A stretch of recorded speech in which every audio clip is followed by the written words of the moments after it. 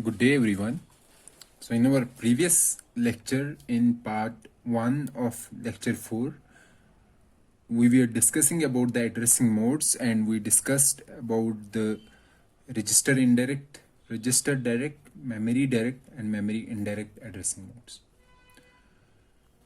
So, in this part of lecture 4, we will discuss about the other addressing modes that are most commonly used in instruction set architectures. So let's start with the addressing mode, fifth addressing mode, that is immediate addressing mode.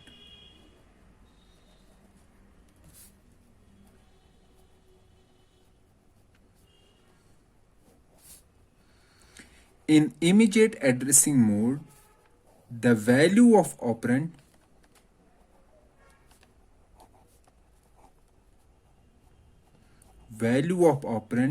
is present in the instruction itself. Okay, for example, I have an instruction add r1 comma r2 comma 3.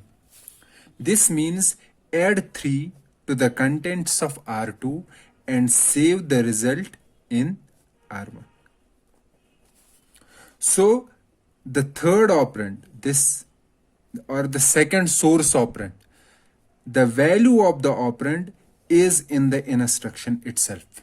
So for this particular operand, the addressing mode is immediate addressing mode. And for this source operand R2, the addressing mode is register mode, register direct mode. Okay. In the register direct mode, the value of operand is present inside the register. And in the immediate addressing mode, the value of operand is present in the instruction itself. So here I have given one example. Okay. Then comes the base offset addressing mode.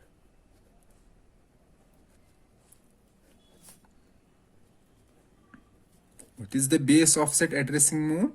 Or this is also called displacement based addressing mode.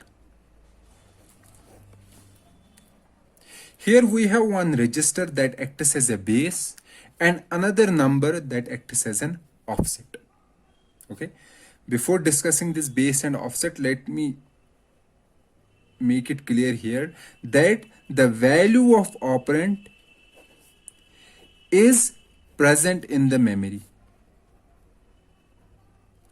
That means to get the value of an operand, we have to access the memory.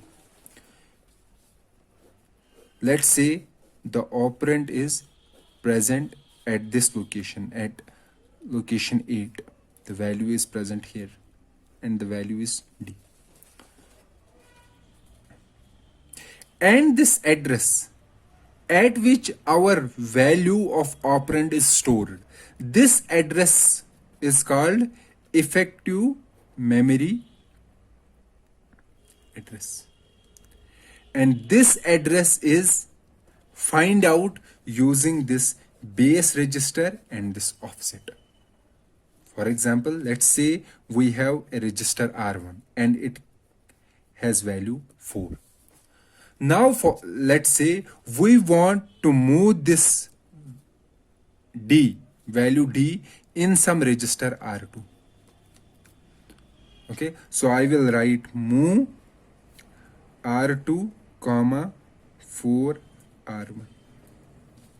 What does this mean? This means that here we are using base offset addressing mode. Base offset means that using this entity, we have to calculate the effective memory address. We have to calculate the effective memory address, and at that particular address will be our data, will be our operand. So what will be the value? So effective memory address will be 4, this 4 plus contents of R1. And what is there in R1? In R1 we have stored 4. So 4 plus 4 is equal to 8. So effective memory address is 8. So we have to go in the memory at this location at 8 at this address. We have to find out the data, and the data is D. So we will take this data D. We will take this data D and put it in register R2. So this is base offset addressing mode. So here base is the base register. So R1 is the base register and offset is this 4, this constant value. So if I write it in generalized manner, it will be move R2 comma X R1. This means that to find out the effective memory address, we have to add this offset X to the contents of R1, and it will give us the address of memory location that contains our operand. Okay. So this was about the base offset addressing mode. Now, another addressing mode is base index offset.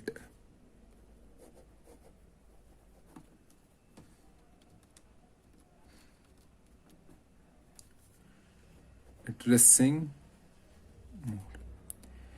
In base index offset addressing mode, it is same as base offset addressing mode. What I mean to say, that the value of operand is present in the memory.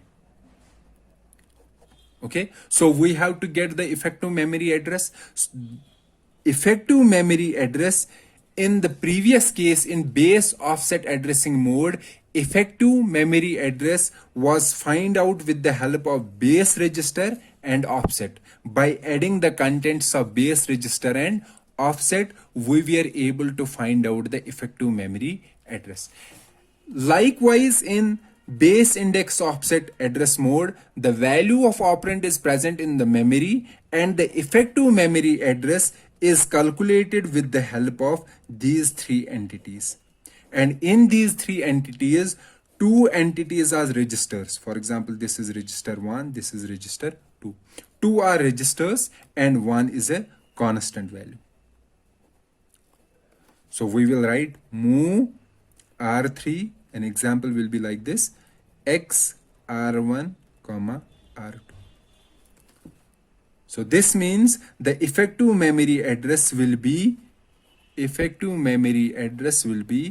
X plus contents of R1 plus contents of R2. This address, R1 address, is called a base address and R2 address is called index address, and X is the offset. So this is base index offset addressing mode. Okay.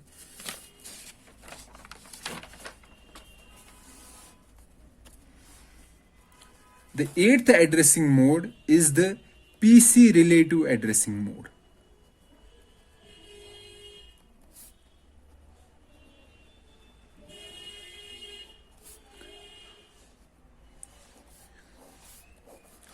PC relative addressing mode is working in the similar manner as is the working in case of base index address, base offset addressing mode. So in base offset addressing mode, what was there?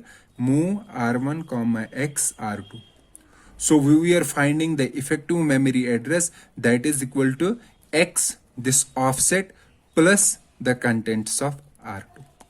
And this R2 was our base register. So similar is the case with PC relative addressing mode. What I mean to say that it is similar to base address, it means base index, it means that the value of operand is contained in the memory and the effective memory address is calculated by adding offset to this base register. But the base register is always this special register, program counter. So it will be move R1 comma X PC. So instead of some general purpose register, if the register, base register is PC, we call the addressing mode is PC relative addressing mode. So this was about the PC relative addressing mode. Let's discuss about another addressing mode, that is auto increment addressing mode.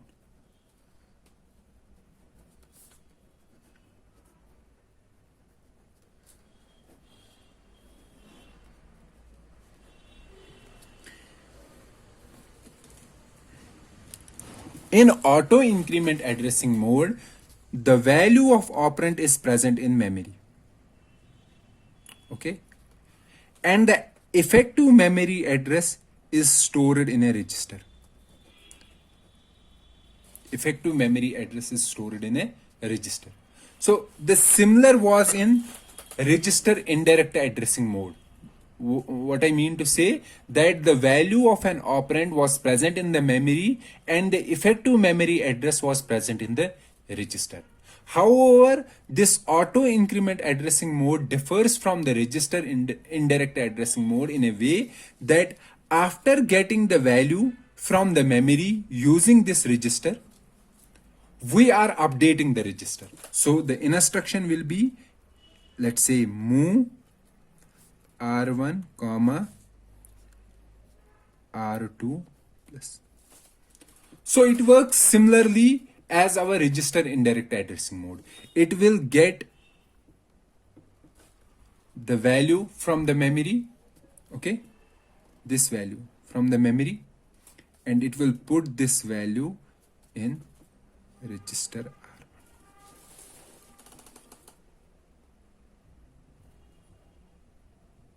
Okay, this was happening in register indirect addressing mode as well. However, the difference is this, that after moving the value from this memory location to this register, it will update R2 with R2 plus plus. It will increment the R2. So not only we are using register to store the effective memory address, but we are also incrementing the register after executing the instruction. The similar mode is auto decrement addressing mode.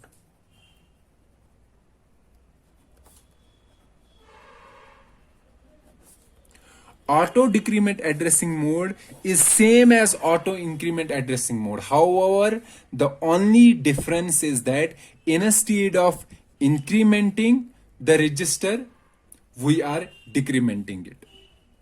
So it will be move R1 comma R2 minus minus. So after using this R2, we will decrement the contents inside the R2.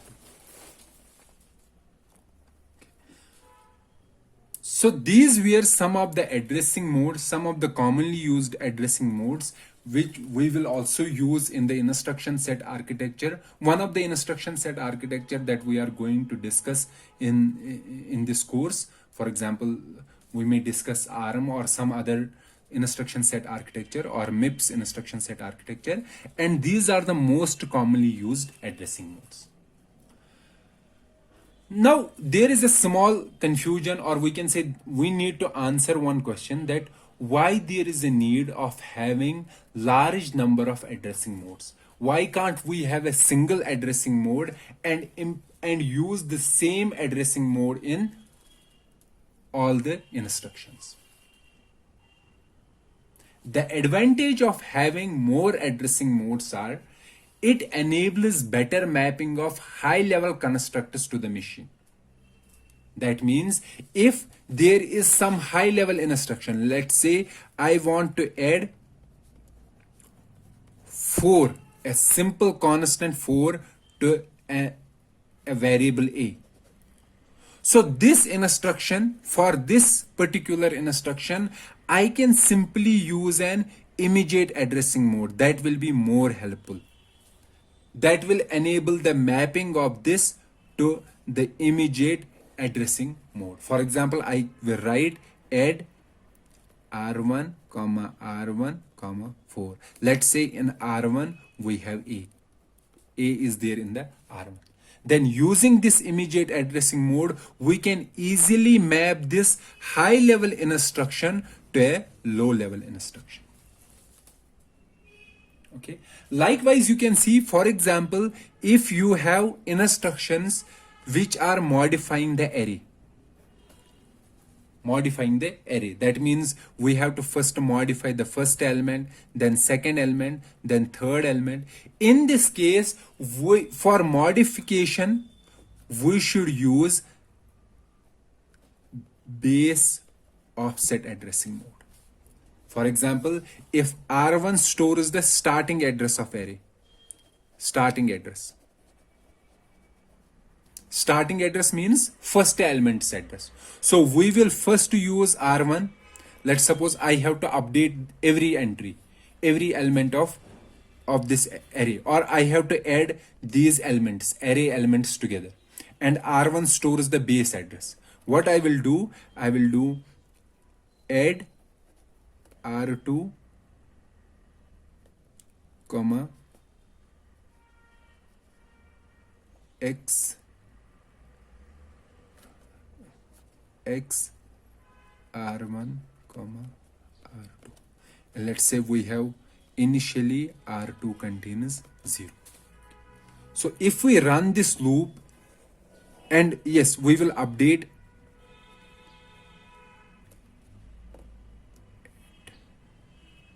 or we can say we will update x to x plus 1 and run this loop, and this loop has following 3 instructions, or sorry, only these 2 instructions.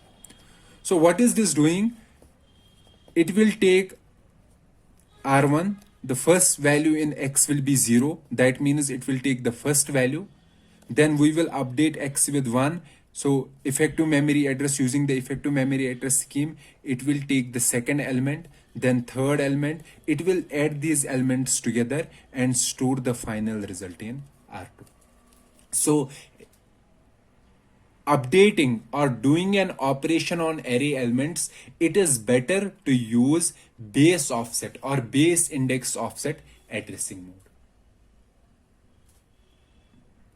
So we can say that some accesses are better, or some high level instructions are better expressed with a different addressing mode. For example, array accesses are better expressed with the help of base index or base offset or base index offset addressing mode. Likewise, for constants, we should better use immediate addressing mode. For let's suppose for pointer based instructions, where we are pointing to some location, we should use memory indirect or register indirect addressing mode. So every addressing mode will be mapping very closely to a high level construct, and that will help us to easily write the machine code for a high level language. However, these are the advantages, but having large number of addressing modes for a particular instruction set, that has the disadvantage that it will result in more work for the compiler. Okay, for example, let's say we have 3 instructions in the ISA, and we have 10 addressing modes. Let's say we have 10 addressing modes in this ISA. So let's say I am using, with each instruction I can use any addressing mode. So how many possible instructions are, possible formats are 30 formats. Okay, so having more number of addressing modes for a particular ISA, it will make the compiler complex. And we have to also implement the microarchitecture. We have to design the microarchitecture that will result in more work, having more number of addressing modes. Please understand this in great detail and look out, give your suggestions or your answers in the comment section. What are the other disadvantages associated with having more addressing modes?